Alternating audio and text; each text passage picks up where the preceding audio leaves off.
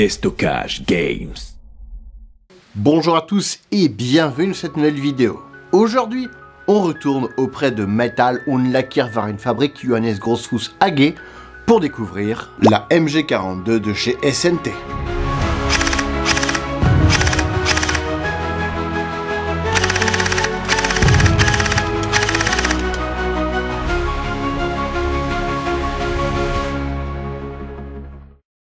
Et oui, cette mitrailleuse de chez Metal und Lackierwarenfabrik Johannes Grossfuß AG, bah ouais, j'ai un prompteur maintenant, c'est plus facile, est enfin disponible en version accessible pour le commun des mortels. Avant toute chose, je remercie DG Airsoft, partenaire de cette vidéo. Ils ont pu m'accorder une remise sur cette réplique avec supplément contrôle technique, contrôle qualité et changement de connectique. Je remercie également Nestov qui sponsorise cette vidéo pour retrouver différentes pièces d'uniforme et équipements que je peux porter directement dans leur boutique où je commande presque mensuellement. Ou menstruellement vu que je saigne mon portefeuille à chaque fois quand il faut que je règle la facture. Passons donc directement à la MG42 de chez SNT.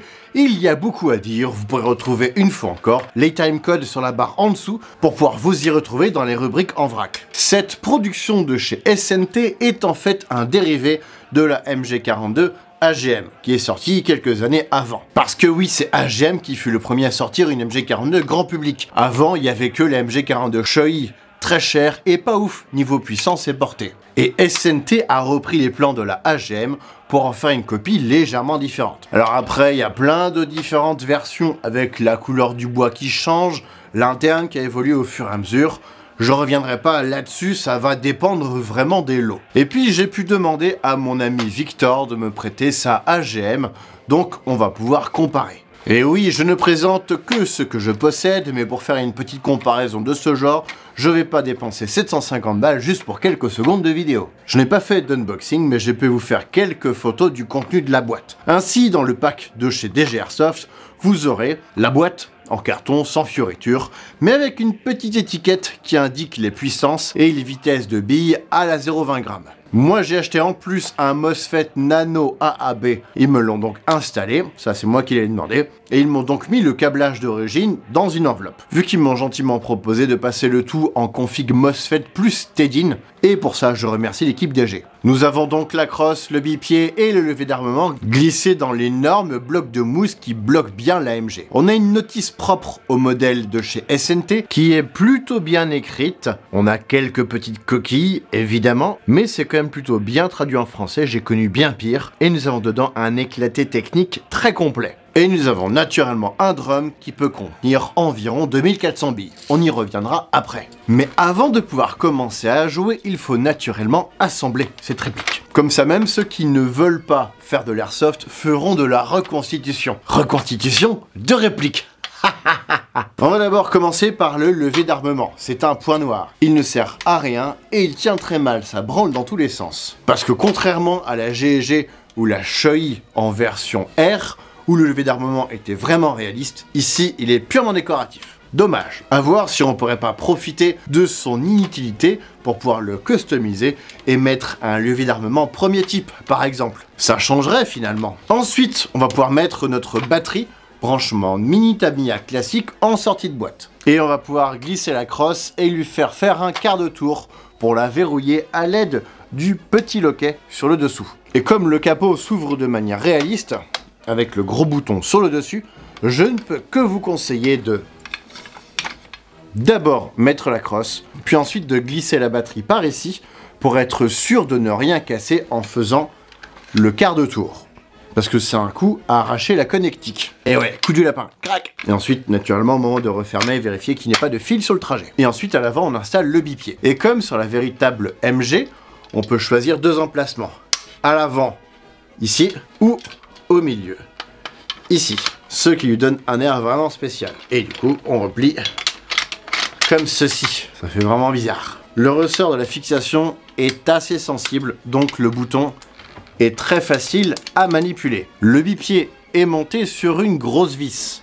Attention à éviter de trop le faire tourner sous peine de le perdre. Et pour le replier sous la réplique, il suffit de glisser les deux pattes ici sous la cage de refroidissement. Le ressort du bipied est assez costaud et vous pouvez régler la hauteur et du coup la largeur grâce à la grosse vis que nous avons sur le dessous au centre. La bretelle, j'en ai acheté une sur eBay et elle se fixe à l'avant ici grâce au mousqueton qu'on fixe sous la cage et l'arrière se fixe sur le bas de la poignée pistolet. Après, je préfère pas trop utiliser la bretelle pour pouvoir porter la réplique. Elle est en zamac et elle est quand même assez lourde. Donc je n'ai pas trop confiance dans les fixations, surtout celle de la poignée. Parce que oui, elle pèse son poids la bestiole, mais ça reste léger comparé à une vraie. Nous sommes à 6,5 kg pour la SNT et 5,8 pour la AGM. Mais après les avoir eu toutes les deux dans les mains, une dans chaque, on ne sent pas de trop grosses différences entre les deux. Parce que la réplique est composée à 80% de zamac. Il y en a quelques pièces ferreuses, mais de là à dire que c'est de l'acier, non, c'en est pas.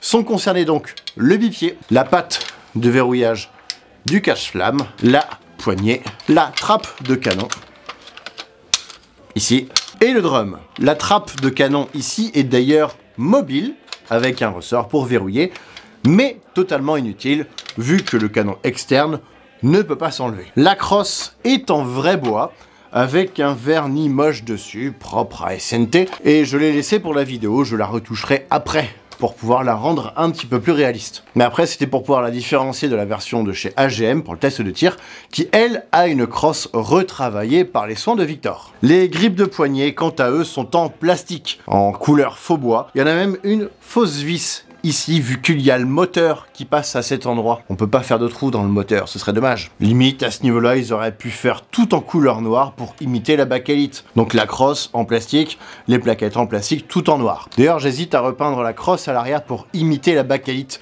plutôt que de garder la couleur d'origine. Après, c'est à voir, parce que la peinture, faut qu'elle tienne, vu qu'il y a quand même quelques chocs, surtout à ce niveau-là, quand on posera la réplique par terre. Et voilà, c'est ce que j'ai fini par faire. Et pour avoir une texture à peu près réaliste, ce n'était pas trop volontaire, mais j'ai d'abord passé une première couche de peinture, que j'ai assez rapidement texturée à coups de sopalin. En fait, je l'ai essuyé parce que j'ai un putain de moucheron qui est venu se mettre sur la peinture fraîche. J'ai attendu que ça sèche, j'ai remis une deuxième couche, et voilà ce que ça donne. Après, j'ai frotté légèrement une fois que c'était sec pour avoir un aspect satiné. On passe un petit peu plus en détail, la réplique ne comporte aucun marquage. Sur le côté gauche du corps, ici, il n'y a rien. Si vous avez une graveuse laser, c'est le moment. Avec des lettres à frapper, par contre, ça risque d'être très compliqué de faire un truc propre. Donc autant ne rien faire. Et c'est le marquage qu'on peut retrouver sur toute la réplique, ce sont les graduations sur la hausse, qui est réglable. Parce que oui, pour viser, nous avons donc la hausse. On peut ajouter une grille anti-aérienne ici. Par contre, je n'ai pas confiance dans le système de visée arrière qui va avec la grille, qui est fonctionnel, mais qui a l'air complètement bourré entre les deux positions. Ici. Là, bourré, je veux rentrer à la maison. Mais c'est un truc en plus. Mais une fois que c'est installé en position haute, là, ça bouge plus. Parce que c'est monté sur bille pour verrouiller, mais entre les positions, la bille prend peut-être un peu trop de place.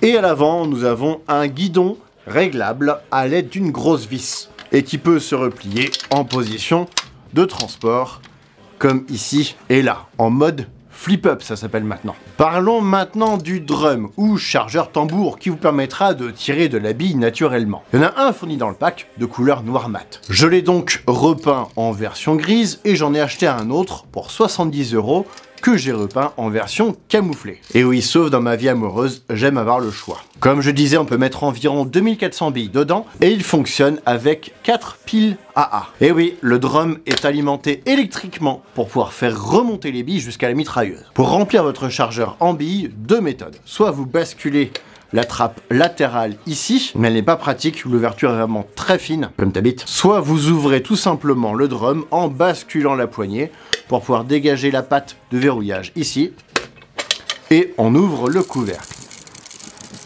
Couvercle, lui manque une vis d'ailleurs. On devrait ici avoir un écrou pour fixer le ressort pour maintenir les cartouches dedans, comme ici. Et si c'est un vrai que j'ai repeint, et nous avons donc un écrou. Alors qu'ici il y a un trou et on peut voir les billes à l'intérieur. Et nous avons donc un petit tuyau qui dépasse et... Oh, c'est drôle ça, il manque plus que le bruitage. Bon, restons sérieux. On branche le tuyau à la pièce en plastique qui permet de faire le lien entre le drum et le hop-up. Et on branche le petit câble en dessous. À quoi il sert? À envoyer le signal qu'il faut activer le mécanisme de mise en tension des billes. Donc quand on appuie sur la détente, les premiers coups seront forcément à vide, le temps que les billes remontent dans le mécanisme, puis le long du tuyau. Mais une fois que c'est engagé, vous pourrez tirer l'intégralité du drum avec une seule pression sur la détente.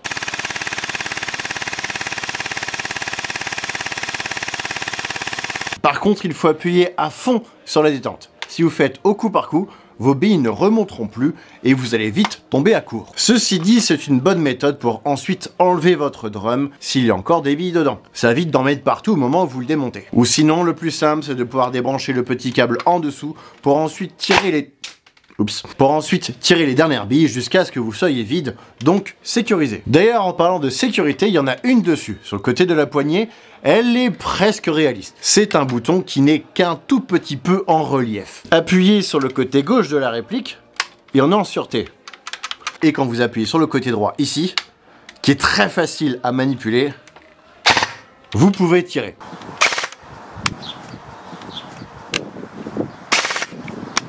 Mais j'ai l'impression que ces boutons déconnent un peu. Des fois, ça ne fonctionne pas quand j'appuie. Et on peut la manipuler très facilement avec l'index ici, au moment où vous manipulez la poignée. Donc, difficile à engager, des fois, et très facile à remettre en fonction. C'est pas une sûreté, ça, c'est un piège. Et en parlant de trucs trop faciles, en plus de tasseur, abordons maintenant le hop-up. Il est accessible en enlevant le drum et en remontant la pièce qui le maintient. Et on voit ici notre bloc hop-up en plastique. Et on voit alors qu'il est vraiment super simple à manipuler. Il est hyper sensible. Bah ouais, dès que je le touche, il se met à pleurer.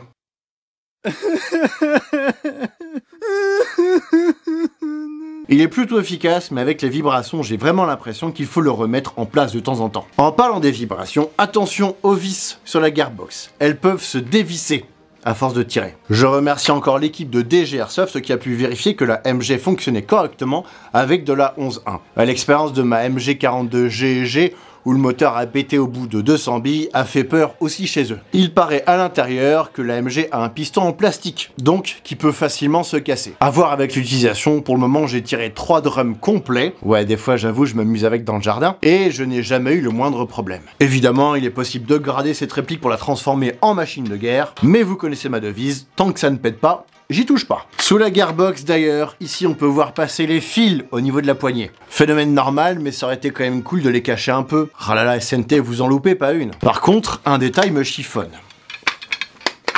Je mets la pièce, je mets le drum. Voilà.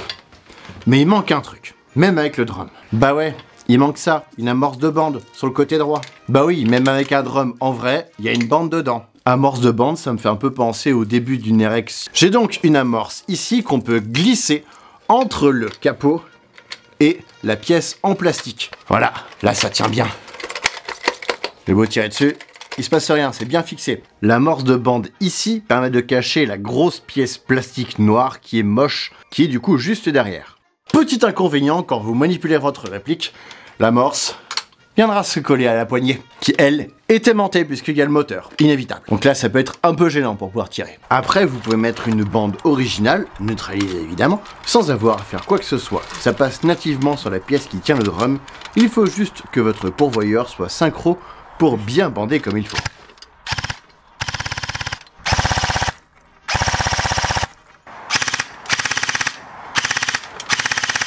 Pour parler de l'esthétisme général, l'AMG a une finition moyenne, comparée à la GG et à la Shoei évidemment. Elle a des carottes de moulage, des lignes de structure à peine cachées, genre ici par exemple, et la peinture d'origine par contre, elle est pas trop mal. Et j'ai failli oublier un point très important. La cage du canon, ici. En sortie de boîte, il manque ce trou. Ouais, vous avez bien entendu. Celui-là n'est pas d'origine. Et il m'a fallu faire ce trou à l'avant à l'aide d'une perceuse à colonne et d'une mèche de 16 mm. 15 mm ça passe aussi. On a donc fait ça avec mon père, merci à lui, mais pas de contrôle Z possible avec ce genre de manip, on y a été doucement. Parce que le métal est mine de rien assez épais. Et maintenez bien la MG si possible avec un étau, parce que ça vibre bien au moment où la mèche elle accroche bien dans le métal.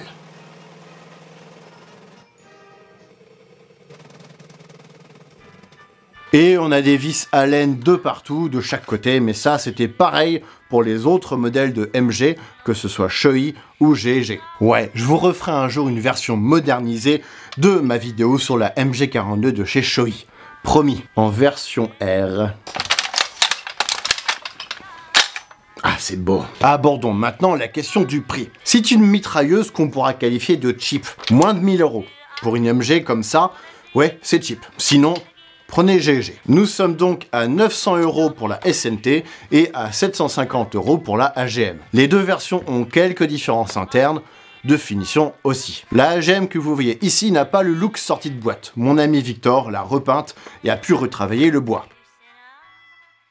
D'ailleurs, vous avez déjà pu voir Victor dans ma vidéo sur la MG42 de chez GG. Je vais finir par l'appeler la mitrailleuse à force. C'est toujours mieux ça que la Shell Welbeck qui se fout à poil. Nous allons donc pouvoir migrer dans mon jardin pour aller faire un test de tir avec les deux MG, SNT et AGM. Tout d'abord, test chronique de 2 répliques à la 0,25 g.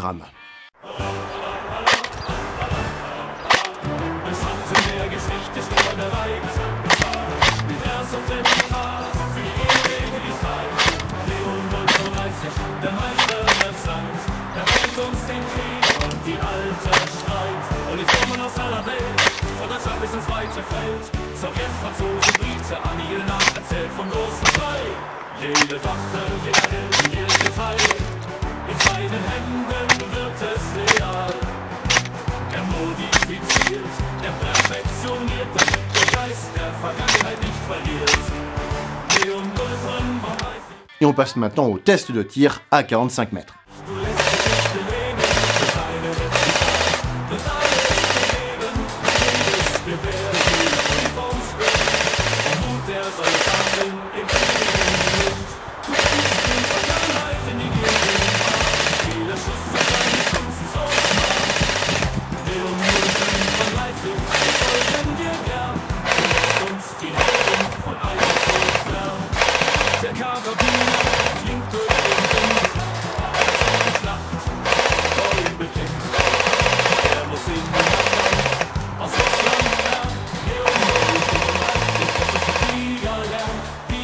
Garant des Anti-14.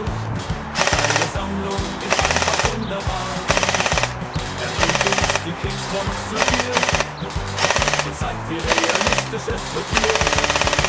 Er schießt nicht nur Kugel auf Platz.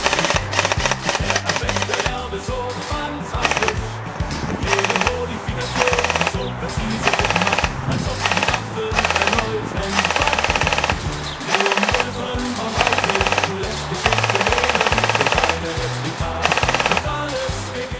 On peut voir que la SNT disperse moins et est donc plus précise que la AGM. Les puissances sont tout à fait correctes, à peu près équivalentes, et la cadence pour les deux est vraiment pas mal. Ça fait réaliste. Et ça a l'air de tenir le coup finalement. C'est du sortie de boîte au niveau de la gearbox pour les deux. On sent les vibrations du moteur dans la poignée pendant le tir. C'est un peu comme manipuler une ponceuse, ça fait des petits picotements quand on l'a fait longtemps. Au niveau portée max, on est sur un bon 55 mètres. On arrive à peine à la redescente de la bille quand on tape la cible à 45 mètres.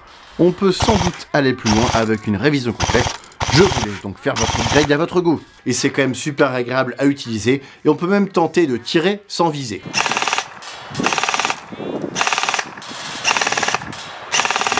C'est un tir à la libanaise, ça? Allons, c'est un tir à l'italienne, tu tires en reculant. Regardez ce regard engagé, prêt à repousser les Américains à la mer en Normandie. Voici ce qui conclut cette vidéo, j'espère qu'elle vous aura plu. N'hésitez pas à lâcher un pouce bleu, à me dire en commentaire ce que vous pensez de cette réplique, que ce soit sur la version AGM ou SNT, surtout si vous la possédez, et abonnez-vous pour ne rien rater de mes futurs projets. Je remercie encore mes partenaires DG Airsoft ainsi que Nestoff qui me soutiennent soit par le cœur, soit par le portefeuille, soit par les deux. Quiconque sort son portefeuille va de toute façon toucher mon cœur. C'est pour ça qu'on le met là, le portefeuille en même temps. C'est d'ailleurs pour cela que vous pouvez de nouveau devenir souscripteur de la chaîne et avoir des avant-premières, en plus d'acquérir une partie de mon cœur.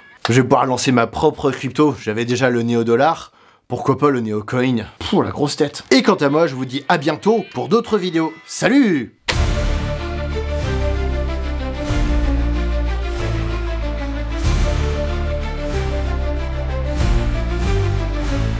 T'aimes l'histoire, si t'aimes le jeu, viens découvrir Neo 035, c'est du sérieux. Spécialiste d'airsoft, maître de la seconde guerre. Avec humour et passion, il te prend sous son colonel qui présente les soldats, les répliques, les blindés de l'américain en français, tout est bien monté, soviétique, anglais ou même l'allemand. Sur sa chaîne, tout est fait avec soin et talent. Viens sur la chaîne de Neo 035, tu verras l'histoire comme jamais tu n'as vu. Avec des répliques, des blindés, des uniformes soignés, il te plonge dans l'époque, tu seras captivé. C'est la référence vers Sauf Seconde Guerre. Le passé reprend vie, c'est lui qui l'éclaire. Alors abonne-toi, rejoins l'aventure. Avec Neo, c'est la meilleure des cultures. Chaque vidéo est un voyage dans le temps. Les détails sont précis, tout est frappant. Neo te montre les armes, les tactiques oubliées, des batailles célèbres, on commence à explorer et recréer des scènes avec sérieux et humour, mais toujours avec respect pour le grand retour. De la France à la Russie, des USA à l'Allemagne, il te guide avec soin à travers cette campagne. Viens sur la chaîne de Neo 035, tu verras l'histoire comme jamais tu n'as vu. Avec des répliques et des uniformes soignés, il te plonge dans les